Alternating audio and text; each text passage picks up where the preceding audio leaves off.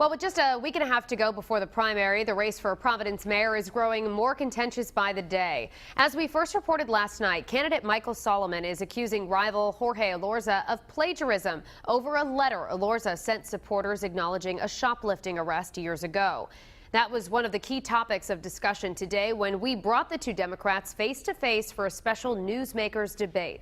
Target 12 investigator Tim White joins us now with new developments in campaign 2014. During the debate, Elorza, a former housing court judge, didn't want to say whether or not he considered the lifted language plagiarism, instead trying to shift the ethical spotlight to questions about his opponent. I did not know that the language from this letter was borrowed from a previous letter. Democrat for Mayor Providence Jorge Elorza says he sent a letter to 7,000 voters in June to disclose a shoplifting arrest from when he was 18 years old.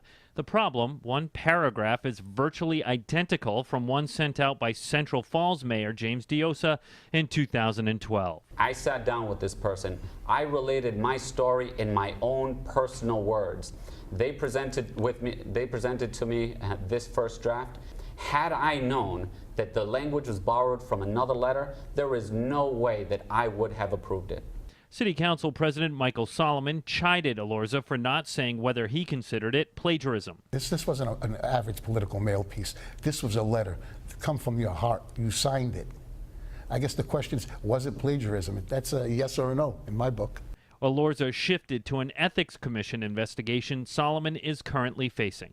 This is all over an issue that he chose to not disclose, and he only That's not true, Judge. That's not true. After it came to light. I take full responsibility for my actions. There were clerical errors, and we corrected those clerical errors, and we made the amendments. Now, during the debate, Elorza would not identify the advisor who wrote the language in the letter. He did say that person has not worked for the campaign for some time. With the Target 12 investigators, Tim White, Eyewitness News.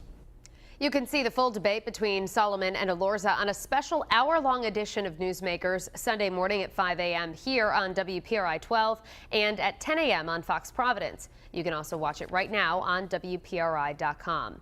A third Democrat, Chris Young, will also be on the primary ballot. The winner will face Republican Daniel Harrop and Independent Vincent Buddy Cianci in November.